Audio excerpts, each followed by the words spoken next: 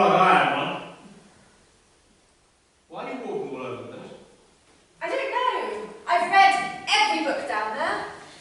Perhaps the real problem is you prefer to be somewhere else. Oh, well, look, I only have this time now to get this done. You can talk or communicate with other people if you need to, if you must. The summer will soon be over, and I have to do this.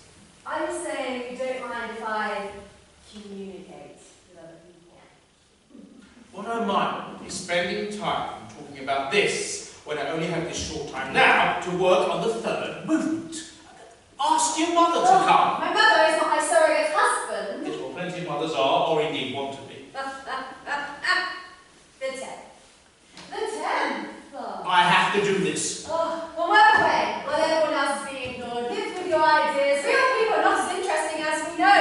Music comes first, not me. Alma, please, calm down. I have no choice in this, and you know that. I hadn't realised I miss myself so much. I was a person before marriage. Alma, don't go.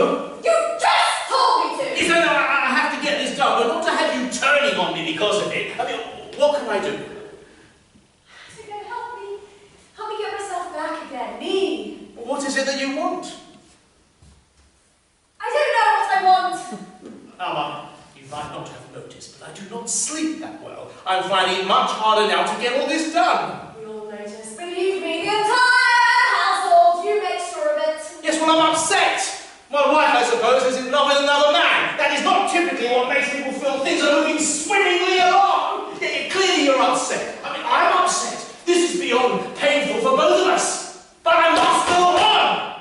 And so, my darling, I am returning to the 10th. Do you really think you could cheat your future, my future, your life, with a symphony? Actually, Alma, yes. And why is that so wrong? It is all I had to make sense of any of this. By all means. Then compose something about it!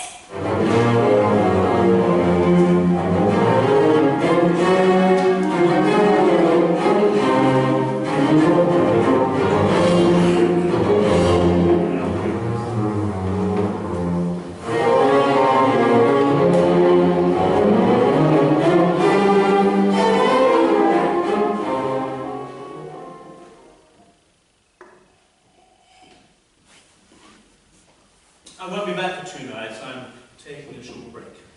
Where? I'm taking the train to Leiden to see Sigmund Freud. If nothing else, it'll get me out of your way for a couple of days, and that in itself should do you some good. I'll send you a telegram from each station. All right. Well, maybe you'll enjoy it. Maybe. I can't imagine what it'll be like. Well, be careful. Don't overdo. Anyway, you like many of Freud's ideas. Yes, he's interested in the Greeks. I don't believe talking solves things. No, you don't, do you? Feeling, yes. Talking, no. All right, take me and be careful. Alma, I'm not 100 years old. I know. I'll cable you.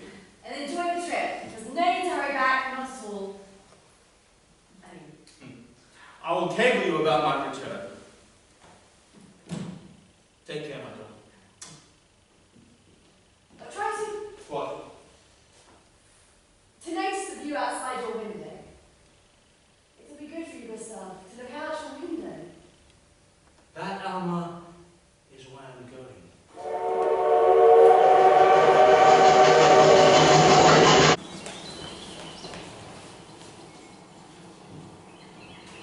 And so what made you, finally, change your mind?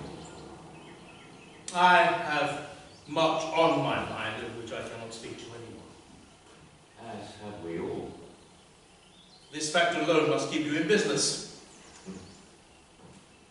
Are you, by the way, familiar with my music?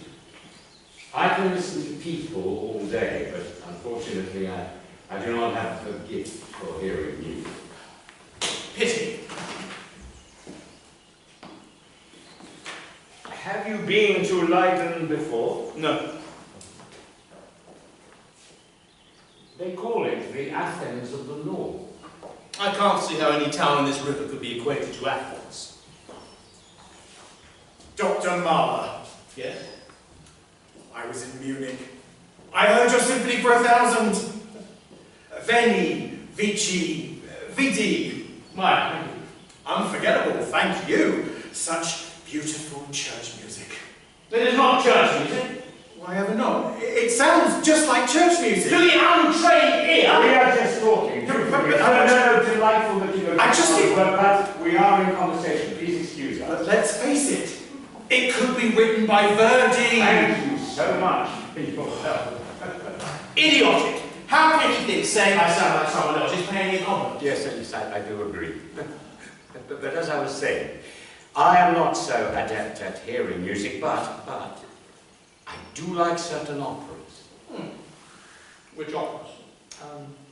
Carmen, Magic Flute. I like the visual aspect of the music. I watch my patients when listening to their tales of love and hatred and greed and betrayal. It does help. But I'm not so fond of most operas, and anyway, I get enough melodrama in my office. Yes. Well, certainly everyone is continually talking about your work. You must be proud that it is regarded with such respect. Everyone may be speaking about my work, but what are they saying? The other day, a neighbour crossed the street when I came out of my house, all because of a pamphlet I read. Yes. I am constantly being criticised also.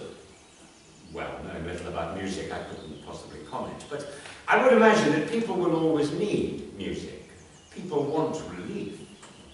Music is not relief, Dr. Freud. Well, not to me.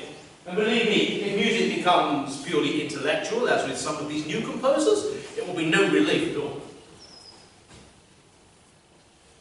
Dr. Freud, is it you?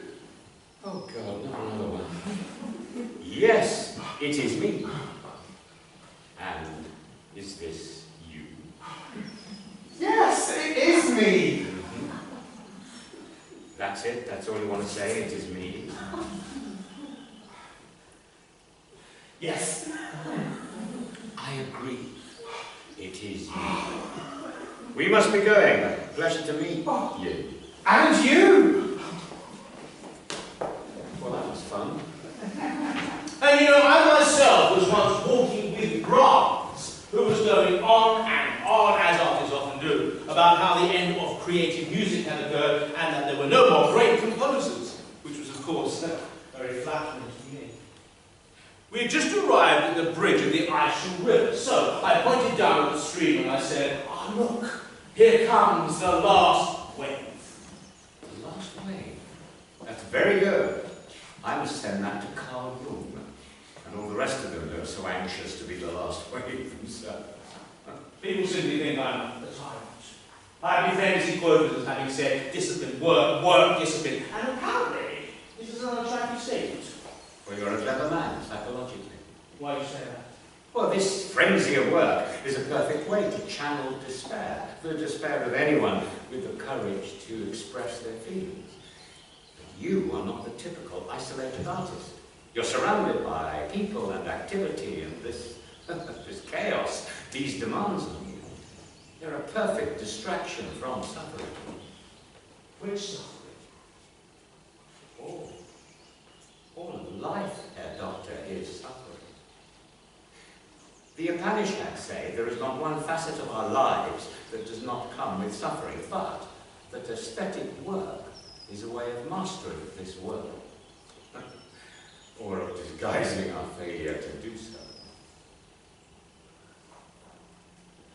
Every relationship comes with suffering, even relationships of love, as I'm sure you must know. No, you're wrong, Dr. Freud. I'm not running from suffering. If I'm running from anything, it is death. I do not fear it. I'm just not ready for it yet. Not ready to give up on life. Nor should you. So then, let us talk about your relationships, experiences with death. Besides, the continual death wish of the Viennese towards the Jew. 8 siblings. My closest brother, we shared a room. Both parents, of course. And Yes, terrible. I read about it, of course. My sincere condolence. as for the Viennese, it seems to me the anti-Semitic newspapers are the only ones who have any respect for me. At least I'm constantly being written about. Your work, I've been told, is full of emotion, entirely subjective. No, not entirely. You see, it was considered bad taste for 18th century musicians to reveal extreme personal emotions. Now, that changed in the 19th century, and I suppose I have taken it to its ultimate extreme, as you have done with your work.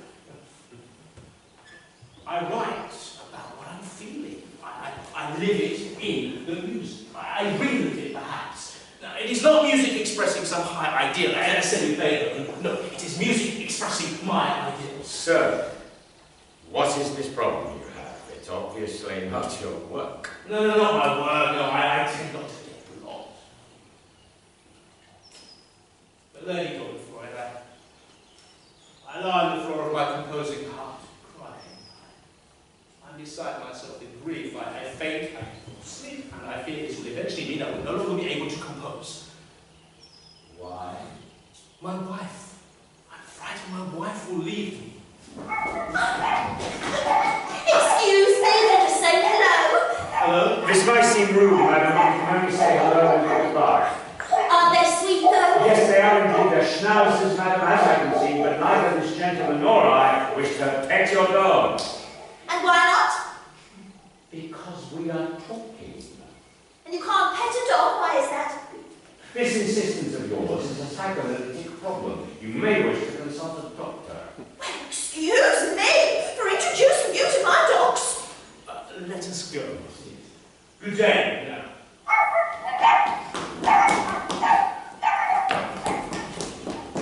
Oh, women!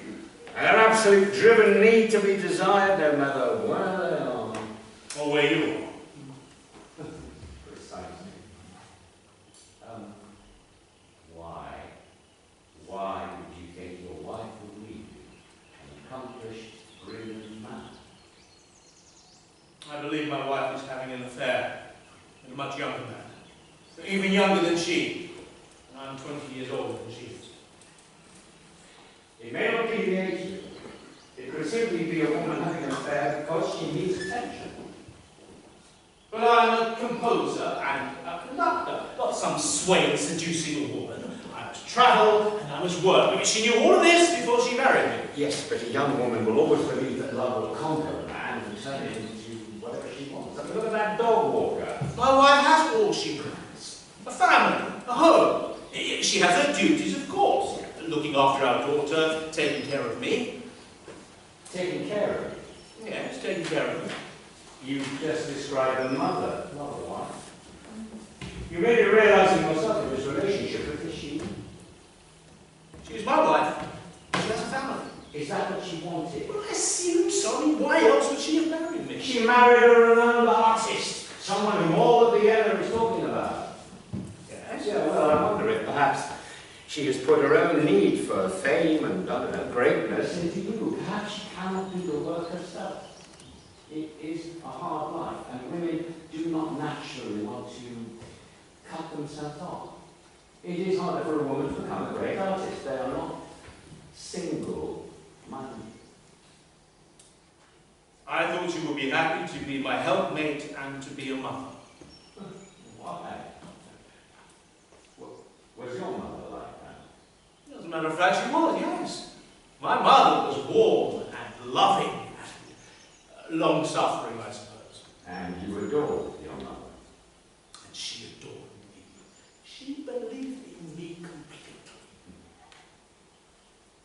My mother adored me too. It is a wonderful thing. She used to call me her golden Ziggy. Yes. It is why I believe I am successful. Well, we tend to experience the world as it is our mother. If the mother is loving, we expect the world to be loving. If she is not, we expect the world not to. I see. No, Dr. Freud. No. My problem is different. Why? Dr. Marlowe? You must tell me what you mean. I have not been erotically connected to my wife. Well, hard to be erotically connected if you're angry that she doesn't want to be your mother. What is your wife's name? Alan.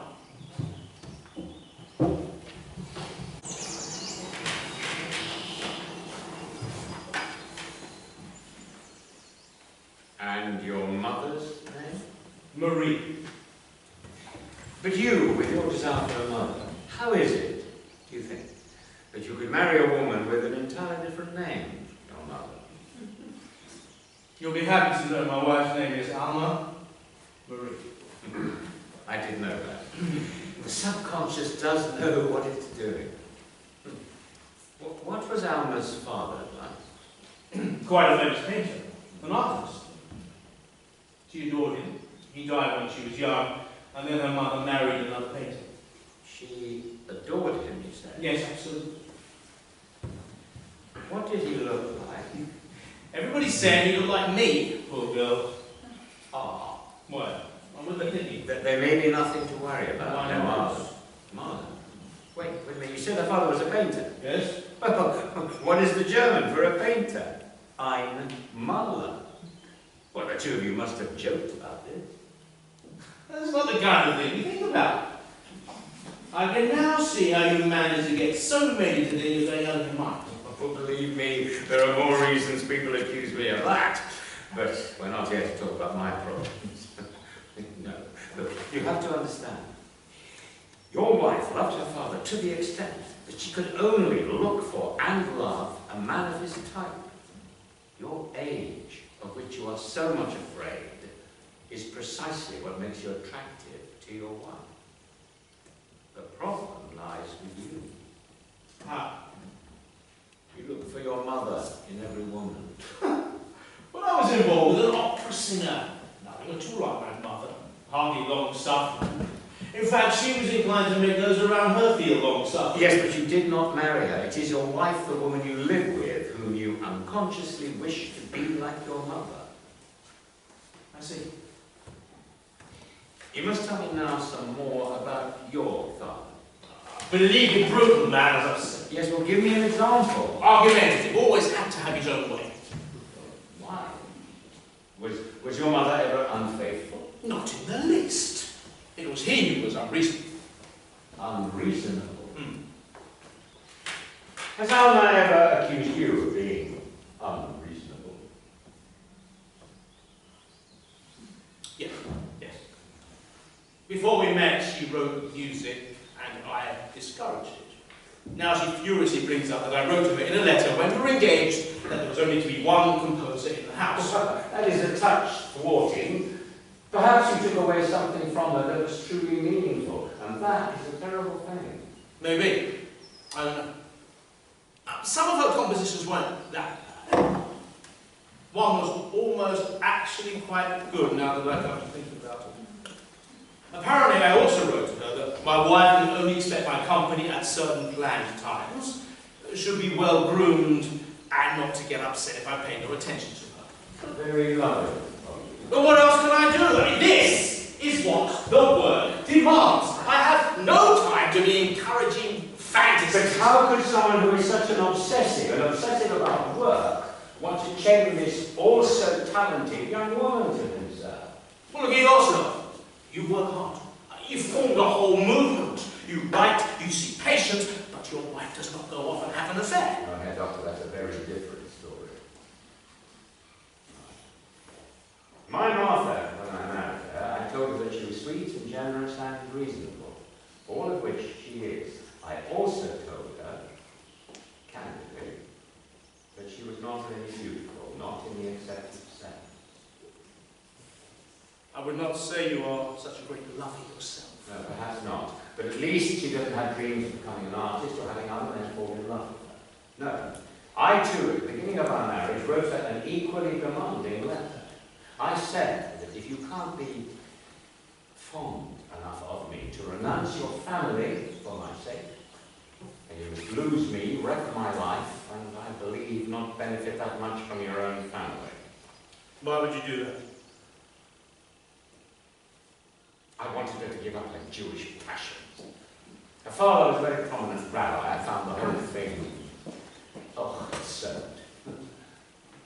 Well, she did give them up because she wanted a family of her own. Your wife wants art and fame. Why do you think Alma does? Well, she's grown up around artists. That is her world. And she wants some power over her world. Perhaps. This would give her power over her father, who abandoned her by dying, or perhaps revenge against her mother by marrying an even greater artist than her mother did. Look, I cannot know. So. She means everything to me, Dr. Freud. She means everything to me. And my work means everything to me. And can you have them both? That is your question. You can. You can if you are loving to her. Encourage her work. It's not too late. And if you forgive her, not for this young man, but for not being your mother, then your erotic interest in her, it will return. But to make her happy will take concentration away. Well, yes, it will, but every man must deal with that, even a great man like you. Yes. All men must go through the same sacrificing to and humiliations of our need for love. We are all the same. Yes. Yes. Look, I'm not saying that you will be happy doing this. I'm only saying you will be happier than if you do not. Good afternoon, gentlemen. Good afternoon. Our pleasure. Delightful to see you.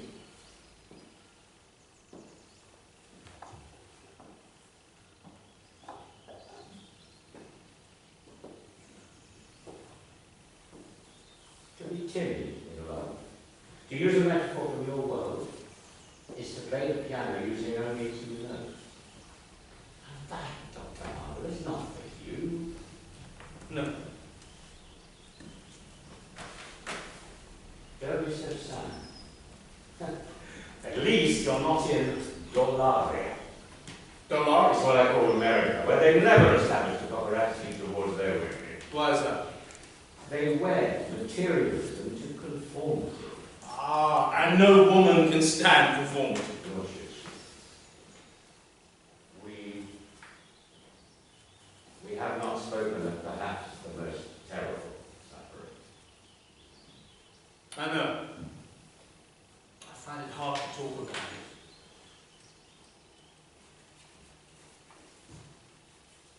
She was the daughter who was closest to me. She would always be with me when I was composing. No one else would. She'd sit there quietly and pretend to be composing herself. And then she died. And then? And then everything else just falls apart. Alma has her breakdown, then meets this young German architect. I'm diagnosed with an impossible heart condition.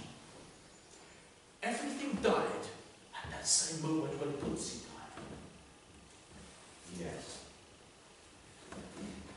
It makes sense that your wife would respond with an affair. It might be her way of running from death and from the grief aroused in her by this egregious loss. You can escape into the creation of new music, but what she might want to, need to, create new love. So it is the same thing, is it not? If your theory is true, Dr. Freud, then it will not help her. I shall continue to work, I shall continue to compose, but something too deep is gone. Perhaps also why the loss of Alma would be so terrifying. Another death.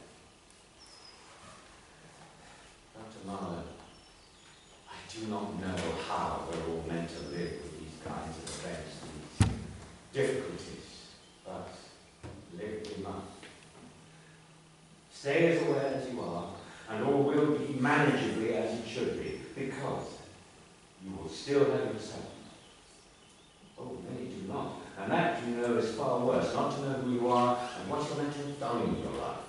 Or to know and not have done it. Neither of these is your problem. And there are those who believe that genius is an excess of energy, and this is a gift you have been granted. So you think she will not go? I am positive she will not go. What kind of woman would leave for Mother? Not the kind who had the self-possession and strength of mind to marry him. Your wife is an ambitious woman. She proved that by marrying him. Her ambition is in conflict with being in service to your life. But for her, this is the only life. To be in service to an older male artist as she was to her father. And in her deepest moments, she knows this. She knows that for her, this is the only happiness. If being married to an artist is her greatest wish, she could marry no greater artist than Gustav Mahler. How then could she leave you?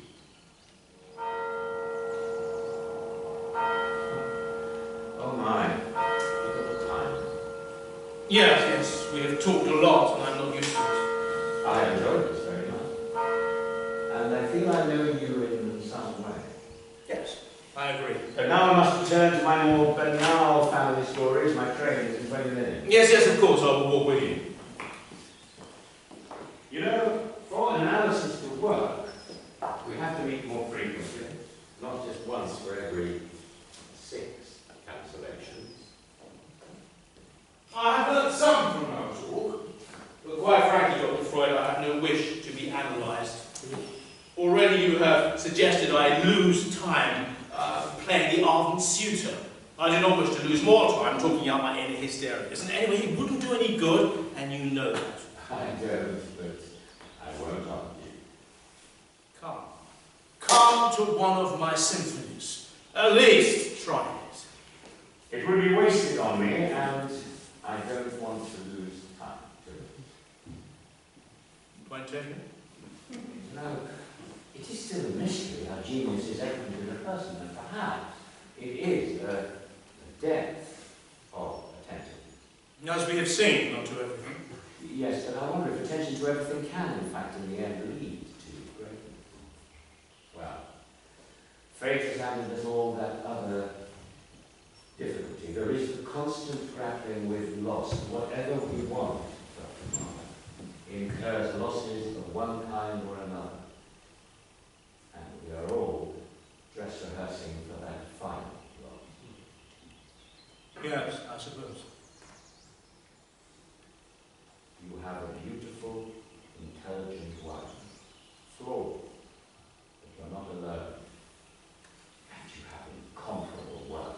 That is not what one calls an unsuccessful life. I hope we shall meet them. I look forward to it. Have a safe journey. Yes, and to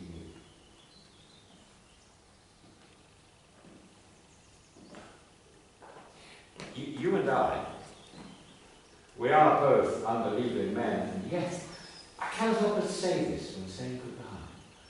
Perhaps a homage to our childhood. Even though now I adhere to the Jewish faith as I do to any other, that is not at all. But What? Chaverim.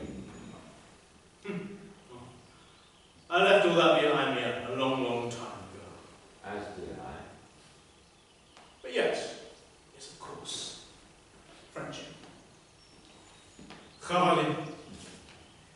But how do we know to what extent all that leaves us?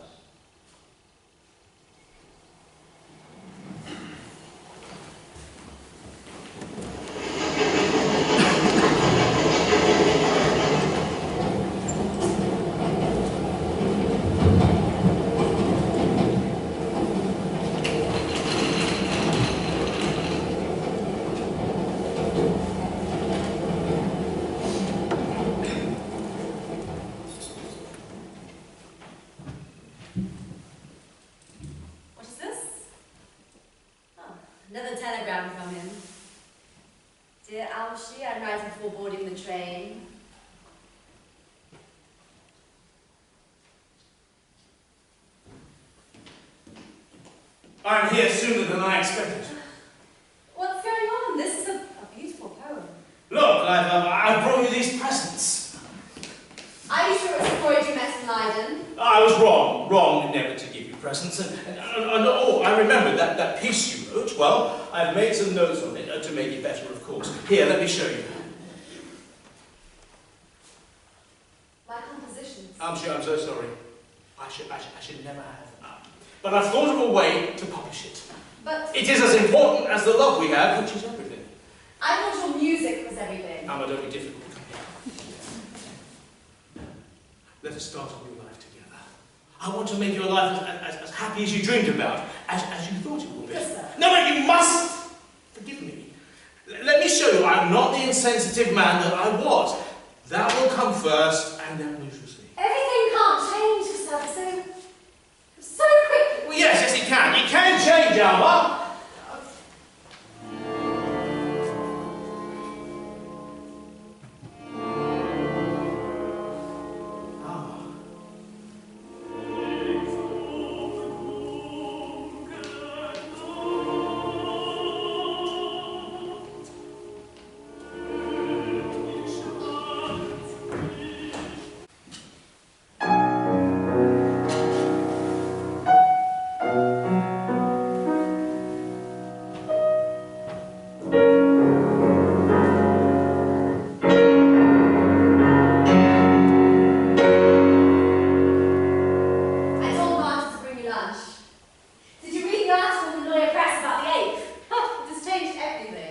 Yes. And I loved being in Munich. No doubt you were able to ascertain how close Berlin is to Munich while you were there. I could not attend every rehearsal, you know that. But the performance, Gustav, you must be proud. Yes, of course. But this one, this symphony, it would change more. I must finish it.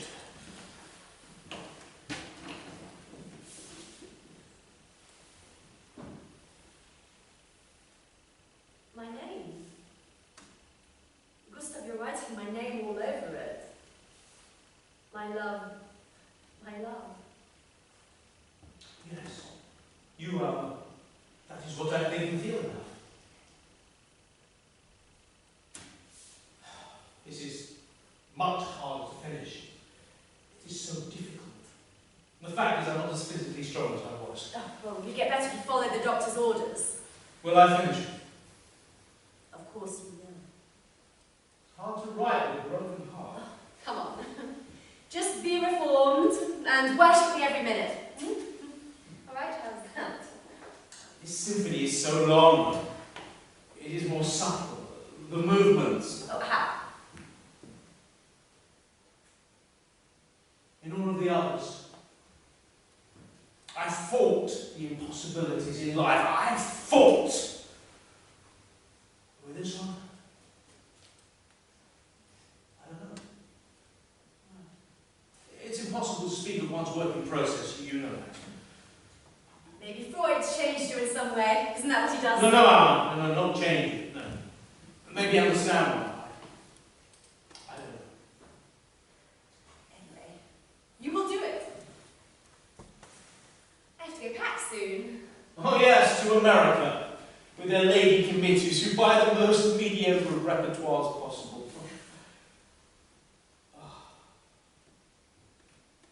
What's going on? Sometimes, Algie, sadness overwhelms me. Why? What is wrong? I'm not frightened to die. I mean, we're all dying. Oh, nonsense. You have so many concert tours coming up next season, and you get to conduct your own symphonies in America. Something you've always wanted. Yes, I can hear the critics now.